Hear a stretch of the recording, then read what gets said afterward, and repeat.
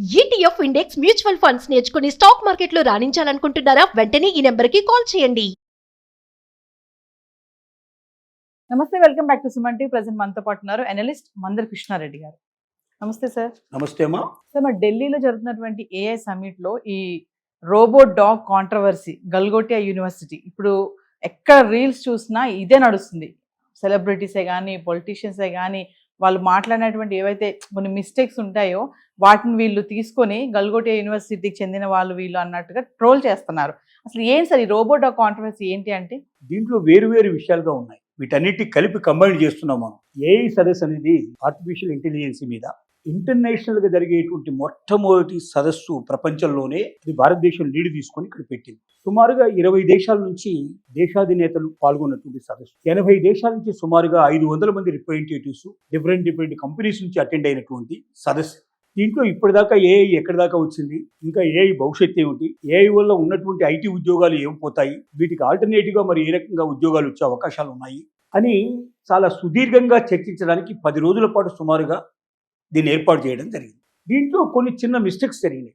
దీంట్లో జరిగిన ఒక మిస్టేక్ ఏంటంటే, గల్గోటియా యూనివర్సిటీ అనే ఒక యూనివర్సిటీని, అది కూడా చాలా పేరు ప్రఖ్యాతులు ఉన్నటువంటి యూనివర్సిటీ, మామూలు యూనివర్సిటీ ఏం కాదు, చాలా పేరు ఉన్నటువంటి యూనివర్సిటీ. చాలా విదేశీ విద్యార్థులు కూడా అక్కడ జాయిన్ అవుతూ ఉంటారు. చాలా కోర్సెస్ అక్కడ నడుస్తూ ఉన్నాయి. ఆ యూనివర్సిటీ వాళ్ళు ఒక స్టాల్ పెట్టి, ఈ స్టాల్లో వాళ్ళు చేసింది ఏంటంటే, చైనా నుంచి తెచ్చినటువంటి ఒక డాగ్ వాళ్ళు ప్రదర్శన చేస్తారు. దాన్ని అందులో ఉన్న ఒక అమ్మాయి, అంటే వాళ్ళ గ్రూప్ లో వచ్చిన ఒక అమ్మాయి మామూలుగా ఇంటర్వ్యూ తీసుకోవడానికి వచ్చినప్పుడు ఆ ఇంటర్వ్యూలో ఏం చెప్పిందంటే, ఇది మేమే యూనివర్సిటీ నుంచి డెవలప్ చేసాము, ఇది చాలా గొప్ప, మేము చేసి సాధించిన దాంట్లో గొప్ప విషయం ఇది, ఇలాంటివి ఇంకా చాలా మేము సాధించబోతున్నాం అని గొప్ప చెప్పుకుంది.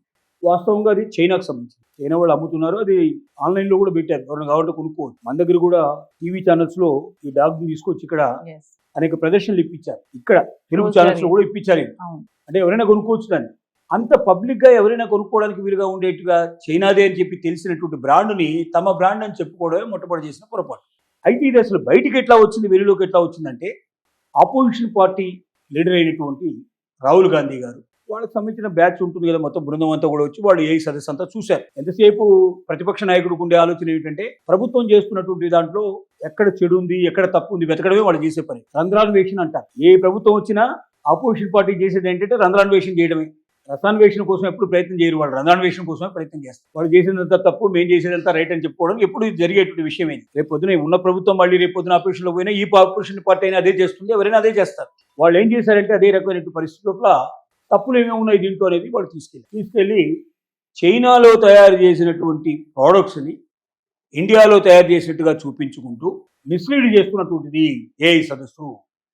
ఏఐ సదస్సు అనుకున్నంత గొప్పగా లేదు, బ్లఫ్ చేయడానికి మాత్రమే పెట్టారు ఈ సదస్సుని, కోట్లాది రూపాయలు అనవసరంగా పాడు చేస్తున్నారు అని చెప్పి ఆయన ఆపోజిషన్ పార్టీ లీడర్గా స్టేట్మెంట్ ఇచ్చాడు. దానికి తోడుగా సోషల్ మీడియా ఉంటుంది. ప్రతి పార్టీకి సోషల్ మీడియాస్ ఉంటాయి, అట్లాగే వాళ్ళకు కూడా సోషల్ మీడియా ఉంది, నేషనల్ లెవెల్లో ఉంది కాబట్టి టకా దాని మీద రకరకాలైనటువంటి ట్రోలింగ్ సోషల్ మీడియాని స్కోలింగ్ స్టార్ట్ చేశారు. అసలు ఏ సదస్సు పెట్టింది దానికోసం కాదు. ఏ సదస్సు అనేది చాలా గొప్ప ఆలోచనతో పెట్టినటువంటిది. ఇప్పుడు దాకా ఏ సాధించింది ఏమిటి, భవిష్యత్తులో సాధించేది ఏమిటి, దానివల్ల వచ్చేటువంటి ఉద్యోగాలు ఎన్ని, ఇప్పుడున్నటువంటి ఐటీ రంగానికి ఎంత దెబ్బతగిలే అవకాశాలు ఉన్నాయి, దీనికి ఏం చేయాలి, ఎలాంటి జాగ్రత్తలు తీసుకోవాలి, ప్రజల్ని ఇప్పటి నుంచే సమాయత్తం ఎట్లా చేయాలి, సామాన్య మానవులకు ఏ వల్ల వచ్చేటువంటి లాభాలు ఏమిటి, ఇలాంటివి అనేక రకాల ప్రయోజనాలు కల్పించడానికి 20 దేశాల నుంచి దేశాధినేతలు, 80 దేశాల నుంచి సుమారుగా 500 మంది ప్రతినిధులు రకరకాల కంపెనీస్ నుంచి దీనికి అటెండ్ అయినటువంటి సదస్సు. ఇది 10 రోజులు జరుగుతున్నటువంటి సదస్సు, ఇంకా జరుగుతూనే ఉంది. ఇది గొప్ప సదస్సు. మొత్తం ఎవరు 4 సోషల్ మీడియాలో చెప్పినంత మాత్రంలో సదస్సుకు ఉండే గొప్పతనం ఎక్కడికి పోదు. దీనివల్ల భారతదేశానికి ఎంతో లాభాలు ఉన్నాయి. ఎందుకంటే భారతదేశంలో పెట్టుబడి పెట్టడానికి చాలా దేశాలు ముందుకు వచ్చాయి. ఇక్కడ అనేక రకాల ఒప్పందాలు చేసుకున్నాయి. ఇక్కడ ఏఐని డెవలప్ చేయడానికి ఉన్న మార్గాలు ఏమిటో అన్వేషించడం కూడా జరిగింది. సో దీనివల్ల అనేక ప్రయోజనాలు నెరవేరే పరిస్థితుల లోపల ఈ సదస్సుని మనం తక్కువ అంచనా వేయడానికి అవకాశం లేదు. ఒక్క యూనివర్సిటీ వాళ్ళు చైనా సంబంధించిన ప్రోడక్ట్స్ తమ ప్రోడక్ట్స్గా చెప్పుకోవడం వల్ల ఇంత పెద్ద గందరగోళానికి ఇది దారితీసింది.